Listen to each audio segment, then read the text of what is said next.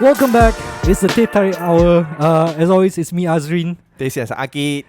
This This is Teh Tarik Hour. and We are Malaysians. We really need to Shout out, you know. We need to coordinate our talking more. This week when we're more semangat and we want to talk more, you know, he got more. Talk more or Not. It's more discussion. So we're continuing on our discussion in terms of like our last topic. economy lah. Actually, in a sense, like last time I was talking about salary, wages, living costs, and everything. Basically, the reason why everything is so hard for people to survive in Malaysia lah. And that came from the fact that for me personally, at least, it came from the fact that we recently had our budget reading, the tabling. When this episode goes live, it's been like a couple of weeks since they did the. But I think the budget 2023 lah will help up some group of people lah. I think the middle income of people always they forget the middle income of the people, middle income people. Right, the poor people, yes, but 500 ringgit for you is nothing, man. We will have many things to talk about that. But yeah, this year's budget, I would say, overall view lah, it's just the same old budget from last time lah. No, not much changes lah. If I would give quick review lah, basically. Because I don't know lah. For me, because people always say Anwar is a reformist.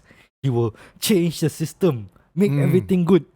Come out is just the same lah. So for me, it's like a bit nothing new there lor. Disappointed a bit lah. A bit disappointed. Well, not a bit lah. I'm very disappointed actually. He in my heart is still a hero. Don't worry. Is Najib still your hero or not?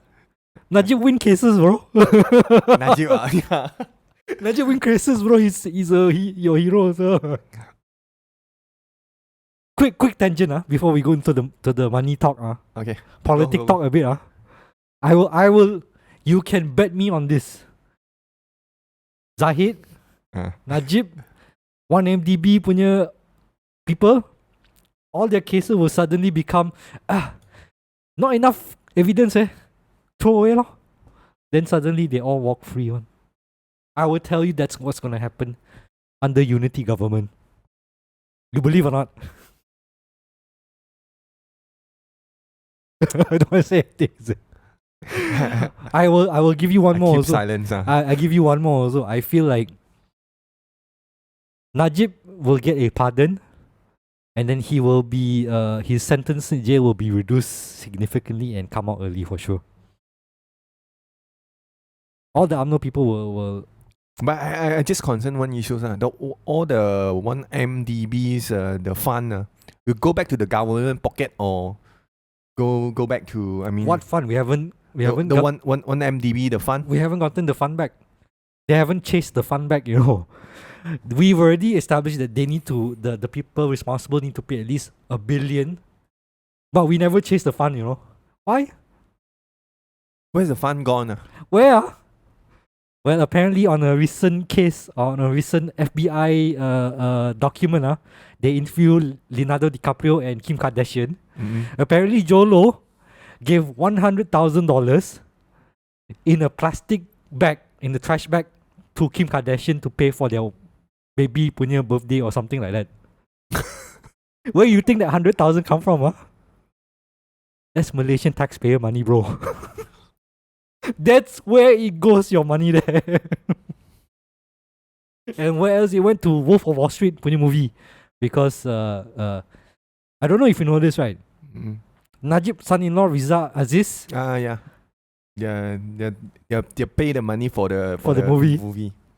Where do you think it disappeared? I wonder. I wonder where our 1MDB disappeared to. So, you know. But as long as the money is the fund is come back to, I mean, to the governments lah. The guilty or not guilty, I'm not concerned. The money is more concerned. As long as the money, the fund is come back, then can make, I mean, the governments have this fund back, and then you can relocate the fund for redistribute the wealth. That's what. But that's not gonna happen. I don't think we will ever get the fund back lah, because it's gone lah. If Jolo still gone, the money also still gone lah. That's for sure. But rather than focusing on what is gone, let's look at what we have, which is budget 2023. So we recently redid the tabling of the budget, and a lot of the initiative focus more on B40 and M40. So middle income and lower income benefits lah. But let's start with the middle income first, because as you say, they are usually the one that's overlooked lah. So as far as you know, what the good things come out from the budget 2023 that you see? The good things is no GST. as long as this year we don't have GST lah. It's a good news for me. I'm actually surprised they didn't do any GST, because they. But last time they implement the SST, right? The last government they implement the SST. You mean under BN, right? Now the SST. Wait, under BN as well is SST and GST, right? Because GST was introduced by Najib, right? Actually, GST, they have just changed the name. They call SST something. It's still 7%. In the bill, you can see, still 7%. Only the GST on SST, the different on the name only. Yeah, but the thing is, because it's GST, the businesses were able to double up on the thing, because you can tax on different levels. Somehow I don't know now if let's say we without this SST or GST, even the restaurant they say they are also they're also built in the same bill also, but it's still not. We don't know it's the calculation. They mention the SST. So the food include tax already, right? Include tax already. I mean, as long as there's no news tax that we need to worry about, I guess it's okay. But I was actually surprised they didn't introduce GST, because I would think that they will need the GST after Anwar already said, wow, Malaysia, so many debt, we are $1 trillion debt already, you know. So I would figure they will introduce the GST to at least get the money there lah. Get the money there. But surprisingly, trillion, no. Like, how to make the trillion back? There is a way. There is a way. The 1 MDB also they cannot cover, There is a way, but we won't do it because, we want to make sure that the rich people stay happy. As long as we have 2 Najib lah. 2 Najib, and then we have 2 Najib, we can relook the fund and then 2 Najib also cannot enough. Wow, like that. But yeah, the good thing, GST. But the other big thing that I think people were very happy about, income tax. Reduce income tax 0.5 to 2%. No, that's the 40-20. I think 2% reduction for income tax. Now this, for me, I think it's a very good move because you earn a lot. Huh? I mean, 2%. 2% not nothing for you lah. 2%. You think what I Najib's son is it? Bro, that 2% for a lot of middle income people is a very important amount actually, because even if you're middle income you're also struggling, bro, because your salary also is not enough to cover the cost of living in Malaysia. If you haven't seen the cost of living episode, check our episode there. Yes, sir. Yes, sir. You get the point. We need to sell. But okay, back to the topic. M40 also is struggling to say the very least. Especially if you live somewhere like in KL or something like that, where I ask you, where are all the middle income earners live? Do you think they all live in what? Kelantan there, or Terengganu there, or Kedah there? Is it? No, man, that's B40. M40 lives in cities, in urban areas like Selangor or KL. Even you say East Malaysia, also they would stay in the main area, the main cities. And cities cost is expensive, bro. But expensive people also can make the luxury things. Huh? You see, so expensive, right? But still people still can afford the LV, Gucci, all these things. Middle income what? Hey, okay. Here's the thing. I understand that if you're middle income, maybe you shouldn't spend on luxury thing lah. But I personally believe your money, your choice, ma. So if you want to buy Gucci bag or Prada bag, you buy lah. As long as you maintain your cost of living properly. So government very smart. But government smart lah. They realize, okay, you middle income should not be buying luxury goods, okay? So now we introduce luxury tax. Now, okay. Here's the thing. Luxury tax can be good and bad. Mm.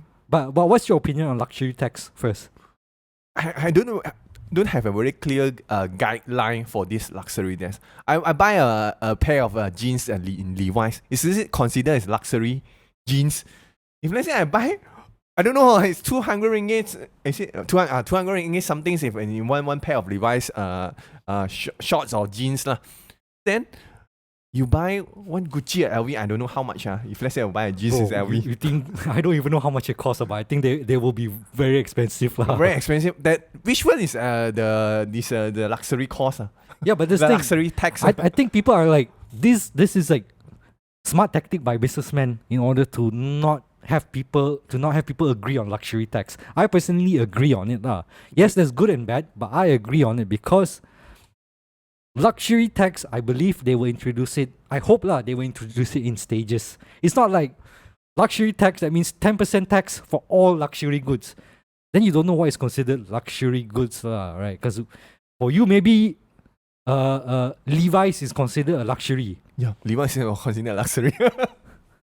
But you can tell the difference between a Levi and a Gucci jeans, okay?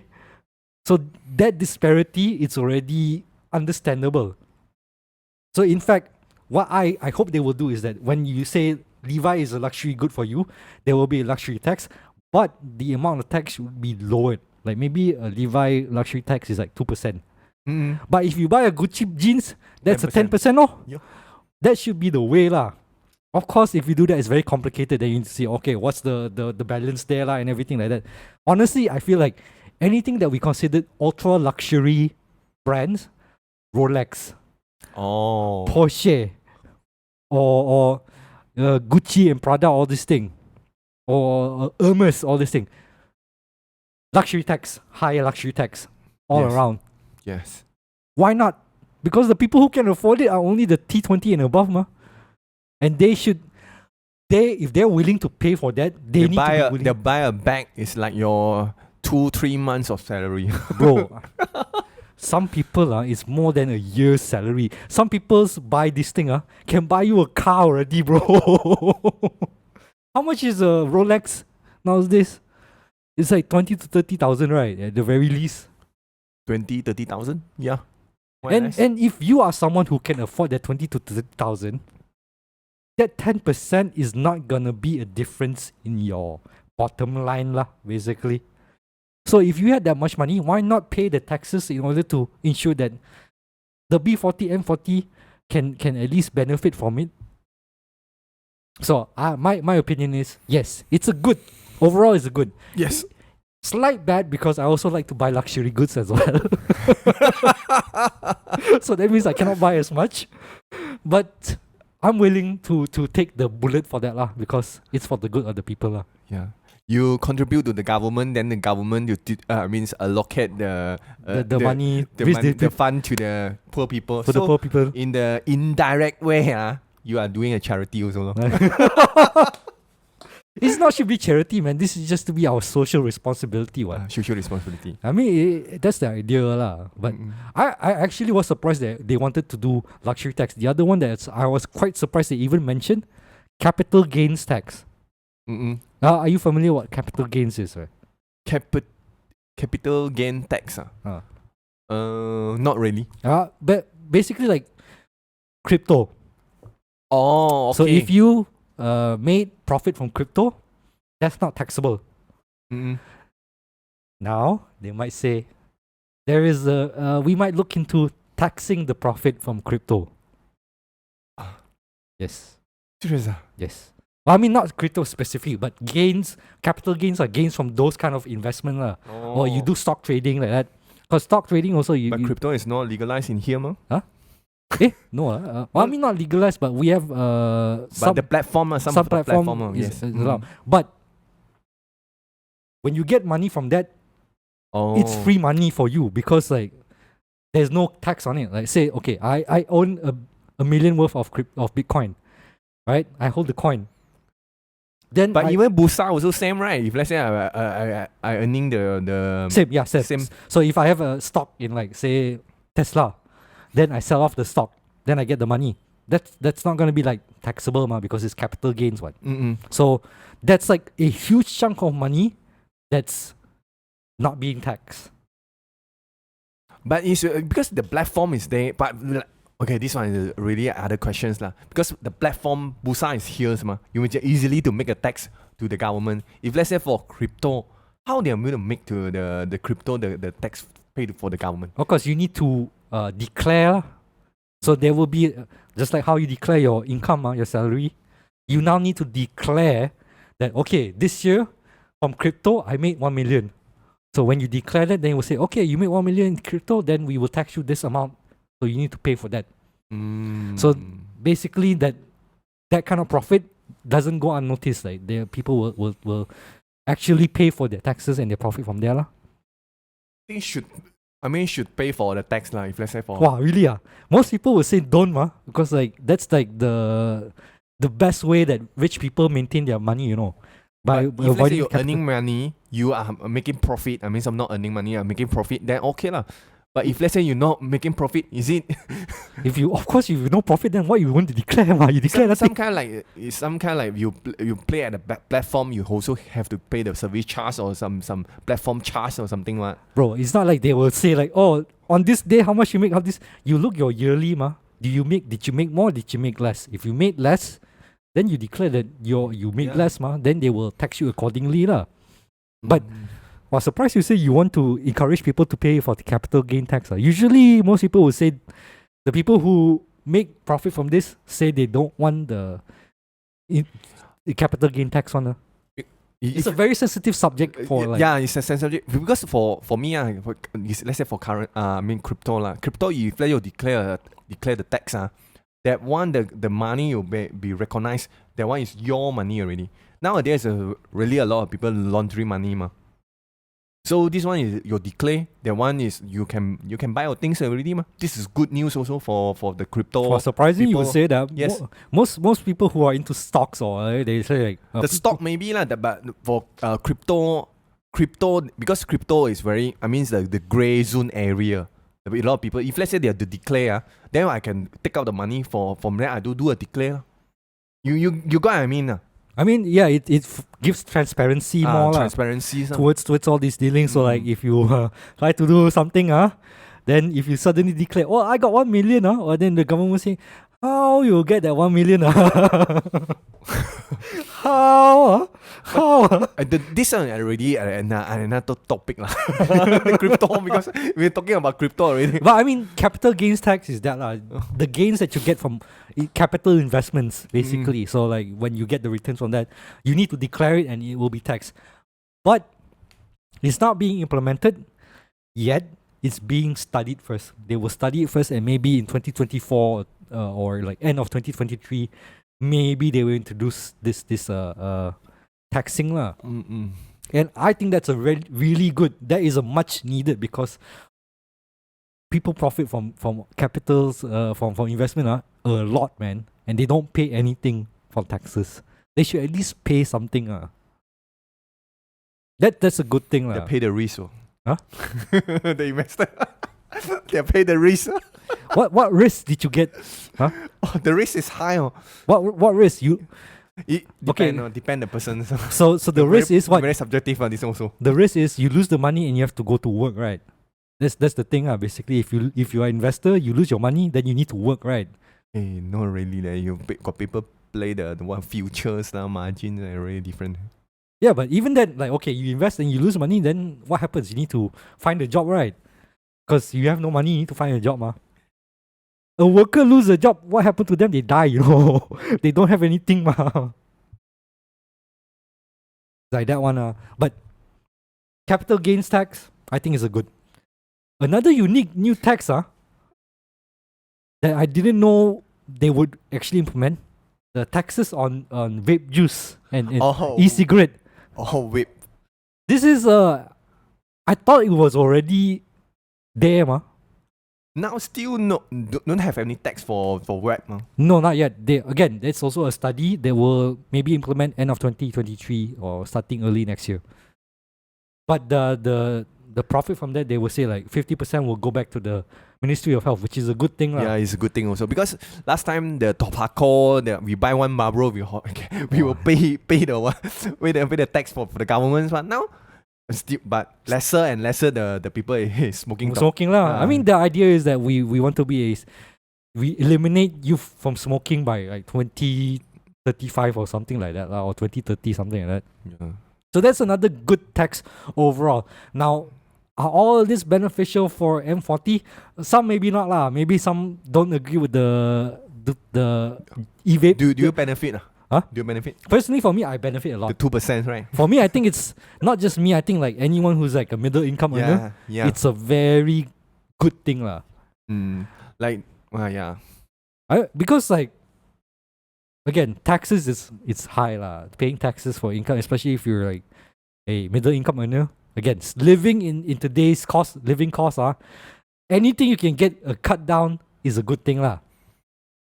I am a bit upset over the fact that the T20 income tax is not as high as I thought lah. Like it's only 2% increase at most. No, not even 2%. It's like 0.5 to 1.5 only.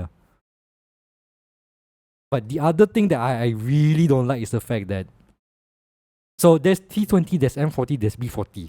Mm-hmm. The one bracket that we never talk about is the billionaire club. Billionaire clubs, the billionaire clubs also pay taxes, but oftentimes we don't talk about it. Why? This year, nothing is being changed towards billionaires or people who earn more than 1 million in terms of like paying taxes. It's still the same. I think it's like 2% or 3%. I don't know the actual percentage, but in comparison to their wealth, the taxes is not high. So I think that's like a missed opportunity for Anwar to change that. I feel like if you earn more than 1 million, you need to be paying a lot more in taxes. Maybe like 20 to 30% lah. Oh, you agree? Surprise? I think a lot of people wouldn't agree actually. Actually, I have no comment. It's not say agree. This, if let's say the millionaire, because there are a lot of issues lah. It's not I become a millionaire, I earn this let's say 100 let's say 1 billion. Okay, this 1 billion is where the 1 million from. I'm from this capital world. From this capital walls, I earn them 1 billion, or I work in the industry, the SME, which the money is where they come from. This 1 million, it's not in the pocket. It's already the money. 1 million is where the money from. They are going to tax them. This more to the more precise things. Yeah, but the thing is, when you're a billionaire, you tend to get benefits that other people don't. So you leverage the factor that you're a billionaire, even though you don't necessarily have like asset, like or maybe cash. You don't literally have 1 billion in cash lah, but you have 1 billion in asset, and that 1 billion you can go to the bank and say, okay, I want to buy a super yacht, a big boat. I can get a loan from the bank, and I can get very low interest, and I can just have that loan in order to pay for my boat. I don't need to pay for anything. Like I can easily get that because I have the 1 billion in asset. So the banks will give you that money and then you don't have to worry about it. There's also a thing called like borrow until you die for billionaire, where you just borrow money from bank with low interest and then you just buy whatever you want because you are a billionaire in asset ma. All this like putting yourself as a billionaire gives you all these benefits. Now when it comes to taxes and we don't know like where it comes from, if you cannot pay that tax, then you can't call yourself a billionaire leh. How can you call yourself a billionaire if you cannot pay for the tax? If you want to say that I'm a billionaire, that means you need to be able to pay the tax for it. That's my opinion lah. Like if you're a billionaire, then you must be able to pay a high tax. If not, why can you call yourself a billionaire?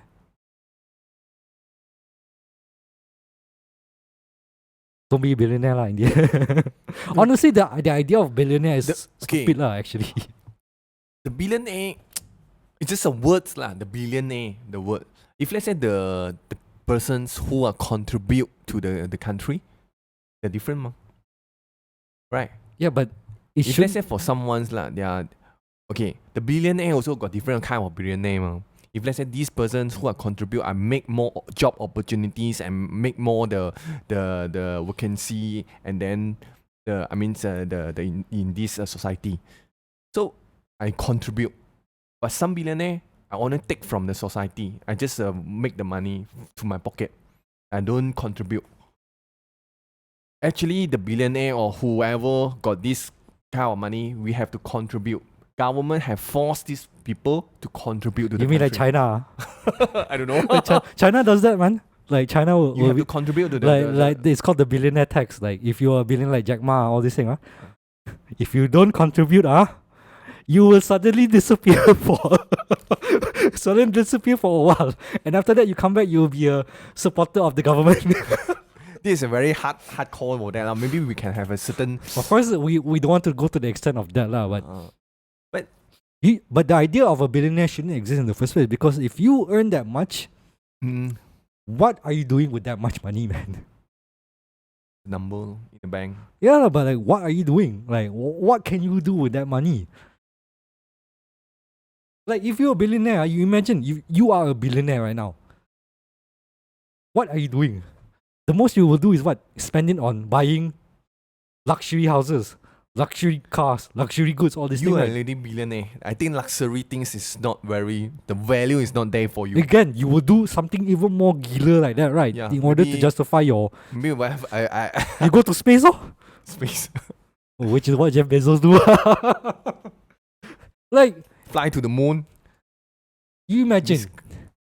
You have all this power and money, and you go to the moon, and you have people who are struggling to even find shelter, man. Why not have that money go back to the people?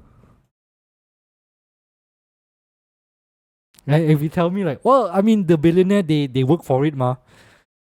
Okay, I ask you. What labor is equal to a $1 billion in value? What work equals to $1 billion of value? What kind of job that you can do, like actual labor that gives you 1 billion in value? Sell SO also cannot reach that level. Sell your body also cannot reach that level, bro. What can you do to reach that? What kind of thing can you do to reach that level, man? Backside also cannot. It's like, it's crazy, man. But yeah, I mean, that's the thing that I see, like, for budget 2023. Yes, there's a lot of benefits to M40 and B40, but we're not taxing the higher income appropriately and like all these businesses appropriately lah. But okay lah, I think the more I talk about budget 2023, the more I will talk nonsense and tembak it lah. There are some benefits lah. There are some benefits, okay? But it's not really a good benefit also lah. Okay, let's talk about B40, the hardcore poor. There's a lot of handouts for this year. You get 500. Always mention the 500 ringgit. Because it's 5 juta, you know. I don't understand the 500 ringgit one shot, bro. If you have less than 10,000 in your EPF and you give 500 ringgit, what good does it do? One shot. It's one shot issue. Go one shot prostitute and then done already. When I heard that, I was like, okay, did he mean 500 million? Is it? No, it's a joke. It's a joke. It's 500 ringgit. When I thought 500 ringgit, okay, maybe 500 ringgit per month, is it? No, 500 ringgit one shot. 500 ringgit one shot, do what? And I think like you're missing the point when you give 500 ringgit to someone who has less than 10,000 or 10,000 in their EPF. Why is that person has 10,000 in their EPF in the first place, bro? 10,000. Like you need to 14 years old and above. And you have only 10,000. Less than 10,000 in EPF. How? How did it come to that? I think got such poor of people, you know. Yeah, but like, yes, actually, yes, there is such Yes. poor. Because like, But the 500 is that doesn't help them all lah. Just help them one shot. it's again, a lot of the benefits that come here in budget 23 is more like a simple band-aid, not really a solution, actually. Not solutions lah. If let's say, if we come to more in utopia already, utopia of ideally. But okay, other B40 things is like the Raman cash, like you get 3,000 something for if you're a family who earn less than 2,500 in a household. Again, it's just a one-time thing, and it's not gonna cover a lot. If you are a family, you're a family of 5, and you earn less than 2,500, a household earn less than 2,500. That handout will help you temporarily. It's not gonna solve your problem, personally, I think. Of course, there's other things that comes in, like for entrepreneurs, there's a lot of like loans, packages, and schemes. One thing is funny, is like there's different loans. There's Tekun, there's Agrobank, there's all these things, and you don't know where to apply for what, leh. Oh. Like, how do you know? Like, if I want to start a business, which one do I go to? The rollout seems very chaotic, to say the least. But yeah, it's. But at least they help out the SME lah. I mean, there's something there lah, but there's not have any proper way and a proper system to help out all the people, the SME, and the only loan there is not grant, it's grant is more better, right? It should be better lah, but I don't think it's enough lah, and the rollout seems very inefficient lah. But okay, that's my overall view like. To the final conclusion of what you think of budget 2023, like how do you see this year's budget lah? Like, do you think there's anything that really speaks out to the people who are struggling? Actually, not surprise me lah. No surprising lah. Really? No surprising. I thought you say your Anwar is your hero. This is only the first years, ma.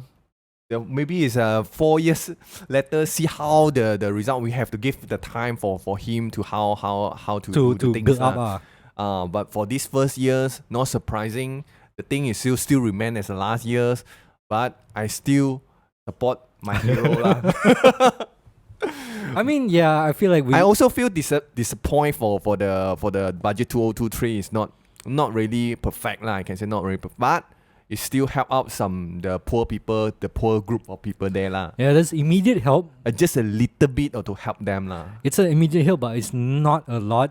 Maybe he get back the 1MDB fund and can help more lah. I think we need more than that lah, for sure. Trillion debt, bro. Yeah, trillion debt, bro. Yeah, this is the first thing we have to. I mean, the softer issues is trillion. I think it's gonna get worse, man, because we are coming in with like Amazon and Tesla coming into Malaysia. I don't think that's a good move, but maybe that's just me lah. Because when all these foreign companies come in, it's not like they're gonna hire they're gonna pay the local workers the right salary. They will try to pay less, ma. That's the reason why a lot of foreign companies try to invest in developing countries, so you can afford cheaper labor. As long as we have job opportunities, we have to look at the bright side. Yeah, but you can't look at short term. We need to look at long term of like how. Because when you look at just as long as we got a job, it seems like now the budget, at least we got 500 and then the 500 lasts you how long? We need to start thinking about sustainability in terms of long term, like how will this affect society in the future? Actually, 500. You have to many of perspective. If let's say we increase our ringgit currencies, the 500 ringgit maybe is useful. This is the things lah. Yeah, but that's hopeful. We can't be hopeful. You need to take action to ensure that 500 ringgit can be worthwhile. Okay, for the Malaysians, it's more what very important for currently. What's the very important for the whole Malaysians? It's not say only is the one group of people, the poor peoples and the middle income people. I think the whole Malaysia have to improve all our Malaysians lah. It's not just one things lah. I think the major issues is our economy is good. Everyone's can make the livings afford everything's not I say afford everything's lah. At least they can survive. They can have a good life. Good life. Survive first. We make ourselves survive. Then we are talking about the next year and then see how. And that means we need to reset first, get to the starting point of basic level. But the starting point is you get more foreign companies to come into Malaysia. This is a good start already. Good start, maybe? I don't know. Maybe it's not a wrong start, I don't know. But at least it's got some movement. If we can be tough on them in terms of like taxation and everything and the profit that comes for them, and then their investment actually goes to improving our society, then yes. But they are not only the Tesla, but they also encourage the EV ma. The EV thing, okay, don't start with me with EV because yes, I actually support electric vehicle. It's good for the environment and everything. Okay, let me put this first. Electric vehicle, yes, very good. Why is support electrical vehicle? I'm not support. Really? Actually, electric vehicle is really recycled. The battery. I mean, okay, if we go that far, it's not that good, but I support that over fossil fuel because at least there's reduced in usage of fossil fuel lah. So at least that's one good thing. That one is the other economies lah, I can say. It's the other economy. But okay, that is just the one part. But the other part that I won't ever agree with electric vehicles or all this thing is because rather than investing that, we should be focusing on our public transportation first. You know how many times the train break down this month alone, bro? And how like terrible our public transportation and our cities in terms of like, public road and walkability. Why not we focus that first lah? Hey, okay, I come to maybe you have EVs they have a dream. They're like maybe the EV is no drivers, right? Those kind of like a taxi like that. Come bro, but in the end you need to make more roads. Do we need more roads? I ask you honestly, do you think we need more roads? We don't need, man. We need more public transport. Okay, but that's a different thing. So yeah, in the end of the day, the budget 2023 is not surprising, but I feel like we can do a lot better lah. So here comes to the point where we're nearing the end. Let's look at what would be utopia scenario for us in terms of like what budget a budget can be. For you personally, like, what would you want to see in a budget tabling, like the best possible outcome? Or you want me to start first? Just now, I know what you want to say lah. The free educations. Yes. Eliminate student debt for sure. Eliminate student debt. Make healthcare free. When I say these two, I feel sad already, man, because our budget 2023, even though education and healthcare is like the two highest allocation, it's still not enough actually. So I'm a bit sad when I say like free healthcare and free education because we already have a free educations from until Form 5 one. But it's not enough. Higher level education is required for us to have like free education to be worthwhile. But free education, even public school education, the free education in terms of like kindergarten to sekolah menengah or like high school. A lot of the schools are not that great, man. Let's be honest. Yes. Government have to improve the infrastructure of schools. And we're just talking West Malaysia. East Malaysia, you die, man, in terms of like what the education. So yes, free education, free healthcare, taxation on billionaires and big companies. And yeah, that's it lah. I mean, honestly, in terms of like middle income and B40, yes, so getting into these two. Oh, one thing also is that monitoring foreign workers, like the level of foreign workers that we can accept into our industry, like specialized foreign workers, yes, but like workers for like construction and everything, labor power. If you bring that in order to undercut salary, that's a no. That's why I think because right now, unfortunately for this budget as well, they're making it easier for people to bring in foreign workers. Wow, you say foreign workers, you know, got a village, you know. And the problem is, okay, we are conditioned to think, wow, this foreign worker are terrible, come steal our job, and all this thing. But when they come in, they're also living in very terrible condition, man. Like, have you seen their dormitory? It's like 10 people crammed in one studio, man. Like, it's crazy how they live. Even Singapore itself, during COVID, you saw how the foreign workers, their dormitory, it's not human live one, bro. It's terrible. So even the foreign workers that come in, when they are being undercut to pay lower salary, they also live in worse condition. So the idea of foreign workers bringing in foreign workers, we need to monitor that and actually have better control. But the thing is, it's very profitable to be engaging foreign workers trade in Malaysia, unfortunately. So I don't know if that's gonna go away anytime soon. But yeah, foreign workers is an issue in terms of like in Malaysia for low wage workers and all that crap. But when this happens, so many foreign workers come to Malaysia. I mean, I think it's like last time we don't have any foreign workers. Even the Indonesians, right? Now a lot of those are not Indonesian anymore. You know, they are not even can speak Bahasa. Cannot speak. They're from like Bangladesh or Myanmar or all this like even more worse off countries that really come in. Our Malaysia don't have any regulation to send back to their own country? They accept them? No, because the thing is, when we come to foreign workers, we hand it off to private companies. And private companies will always try to get for the lowest cost, lower cost to get the most profit. That's the problem. They won't look at quality. They just say, okay, can I bring you the cheapest solution but pay you the most? That's the problem. And then there's no regulation on profit because government will say, well, it's a private company, not our problem, what? It's not government owned. And even then, like, there's cartels, monopolies of like, chicken farm and all this, which, reduce regulation overall. So yeah, there needs to be better regulation on that. But I don't think it will happen. All my budget idea, free healthcare, free education, better control on foreign workers and all this thing, it's never gonna happen.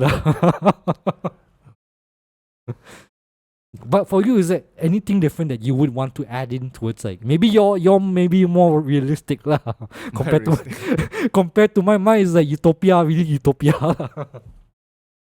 I think Malaysia should be implement the just like my last episode when we mentions the Wangsa Maju's, those kind of public housing, all this thing. The shelters for all the people is can afford the shelters. At least it's got one flat. It's in a 2-room or 3-room for the youngsters who are a young couple who want to buy a house. But I don't know Malaysian. Stay HDB is so. Yeah, because like we it's already been programmed by our brain like low cost. All this low cost. All is very ugly one. But European countries have shown that you can do it and you can do it very good. Austria, they have public housing, low cost housing, and it's very popular among people. Even celebrities live in these low cost housing. Because last time I remember my primary school time, the Wangsa Maju's the area is not too bad. It's very good for people to living. Yeah, but after a while, because like government don't take care of it, it becomes terrible. Yes. Why not we have we have this second Wangsa Maju again in KL or in KL area. This is what I think because nowadays I think a lot of youngsters buy a condo. It's not say buy a condo or not good. It's because a few hundred over thousands. At least in KL 500 over thousand. Not easy pay for the installments. I think there needs to be a control on the government in terms of like property and then like all this like housing stuff. Government should have one well planned for our citizens and the youngster who own a house. Everyone should be able to afford a house basically, and a house should not cost you $1 million. Because don't make the like DM doctor the DM everyone can own a car, but the car is not necessary. Everyone can own a car nowadays in Malaysia. Seriously, it's very easy to own a car in Malaysia. But should you own a car? Yeah, but why we should Why do we need to have a car? Well, because our infrastructure is built. He success already. Actually, he already success. The Proton, the dream is success already. In Malaysia, it's very easy to own a car. Yeah, but the success comes through suffering of Malaysian, man. Yeah. So if let's say everyone easily own a house, then they are different.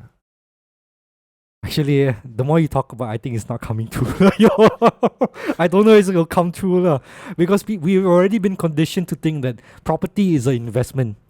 It's not a necessity, it's an investment, bro. I think it's who needs the houses. Should be prioritized. Yes. But again, that would entail actually telling developers to say that, okay, no more super premium condos anymore.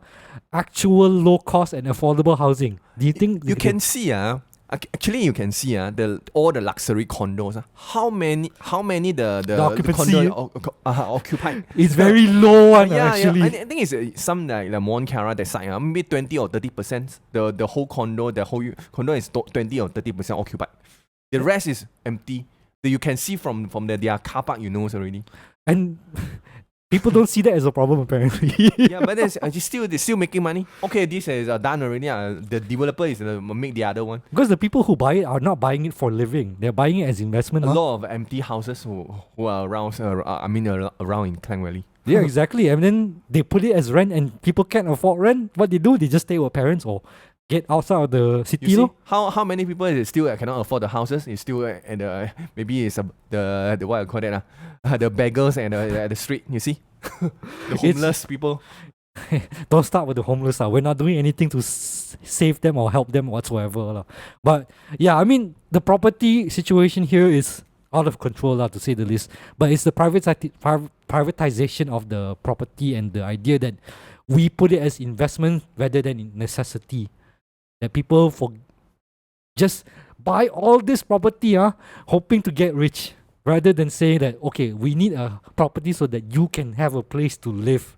We always saying is demands and supplies. Okay, we over demand, right? But it's oversupply. Oversupply the demand, and the fact is the demand cannot meet the supply already. And the people who own the supply is like, what to do? Nothing. Oversupply, no. Honestly, if I don't know this will happen, maybe one day something happen, we revolution. We take back all this like property and just give it to the people who need it. How do you take back, bro? But people will spend. I mean, the people really spend the money to bought the properties. Then how? I mean, the thing is, like, no one's gonna take a loss on the sale of their property, lah. But in the end, yeah, the people still own the property, but the property is no value. Become no value already. Yeah, but they're willing to hold on and buy all this, and rather than just give it away to the people who need it, or at least sell it at a reasonable price. It's impossible. But you see in the downtown, KL, Kuala Lumpur downtown, you see a lot of shop lots is closed. Yeah, of course, because no one can afford to buy. No, it's the pricing, the property pricing is there. It's high, the sky level of pricing. Because people are still, rather than selling it as at a affordable or reasonable price, they're waiting to get higher price in order to sell the most. That's why. When the people doing a business is outside the store. Outside the shop lots. No, all online already, just on your phone already. You see the downtown also.